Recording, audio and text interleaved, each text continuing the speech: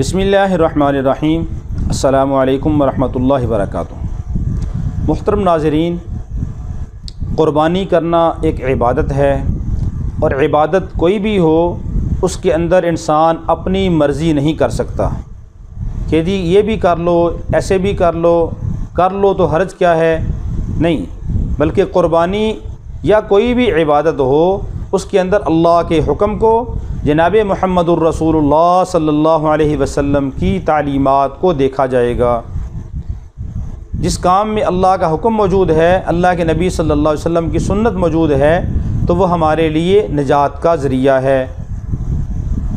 और अगर अल्लाह का हुक्म नहीं है और हम खिलाफ़ सुन्नत कर रहे हैं तो चाहे काम जितना भी अच्छा हो वो अल्लाह के यहाँ मरदूद है, काबिल कबूल नहीं है। तो क़ुरबानी एक इबादत है।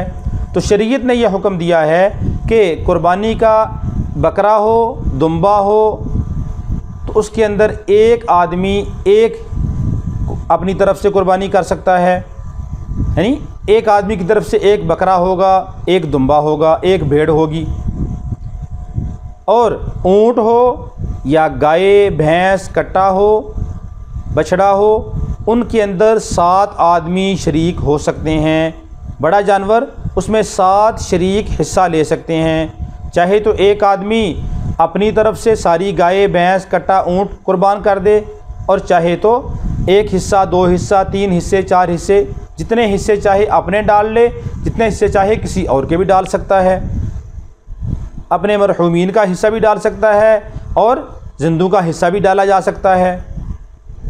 तो कुर्बानी करने के लिए अगर 7 शरीक हों तो 7 शरीकों का हिस्सा बराबर होना चाहिए।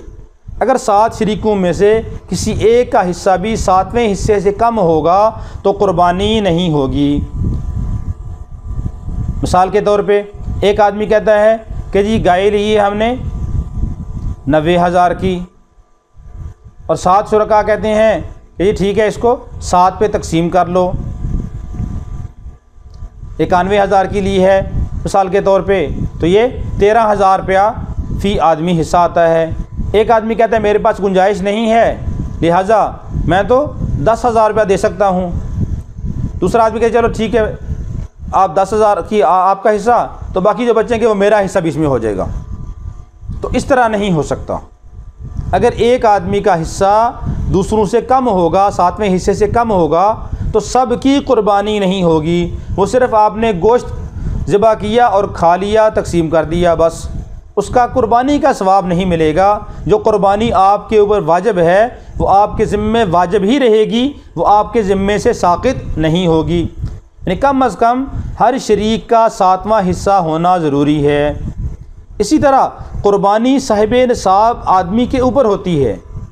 और बाज़ इलाक़ों के अंदर, हमारे यहाँ अगले दिन एक मसला यहाँ पे पूछा गया कि हमारे यहाँ एक सोसाइटी है, एक ट्रस्ट है, तो वो पूरे गांव वालों से, महल्ले वालों से कह रहे हैं कि सारे के सारे 5-5 हज़ार रुपया या 4-4 हज़ार रुपया दे दो और हम इज्तिमाई कुर्बानियाँ कर लेते हैं।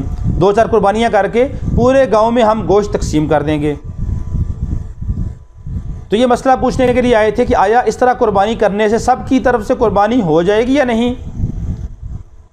और जब उनको कहा गया और उनके साथ ये भी कहा कि जो हमारे बड़े हैं वो ये कहते हैं कि जी हम अपनी सोसाइटी की तरफ से, अपने ट्रस्ट की तरफ से हम कुर्बानी करेंगे, किसी का नाम नहीं होगा, लिहाजा 7वें हिस्से से कम भी हो तो सिर्फ सोसाइटी का नाम है, तो सोसाइटी की तरफ से कुर्बानी हो जाएगी, तो सोसाइटी के सारे हिस्से होंगे तो कुर्बानी सब की हो जाएगी, सबके ज़िम्मे से कुर्बानी साक़ित हो जाएगी। हालांकि ऐसी बात नहीं है, क्योंकि कुर्बानी इंसान के ऊपर वाजिब है। किसी सोसाइटी, किसी ट्रस्ट, किसी फाउंडेशन के ऊपर कुर्बानी वाजिब नहीं है।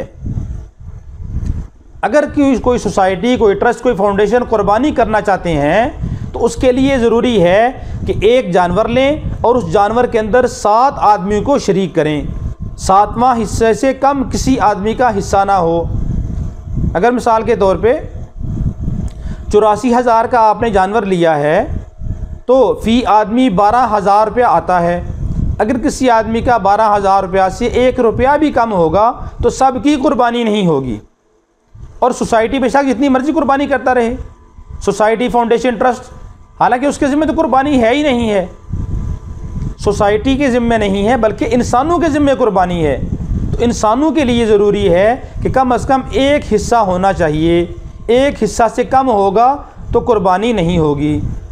इसलिए इस बात का ख़ास तौर पे ख्याल रखा जाए कि कुर्बानी के लिए एक कामिल हिस्सा होना ज़रूरी है।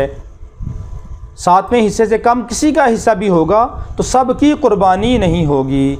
अल्लाह रब्बुल आलमीन हम सब को इस मसला को सही समझकर इस पर अमल करने की तौफ़ीक़ अता फ़रमाए।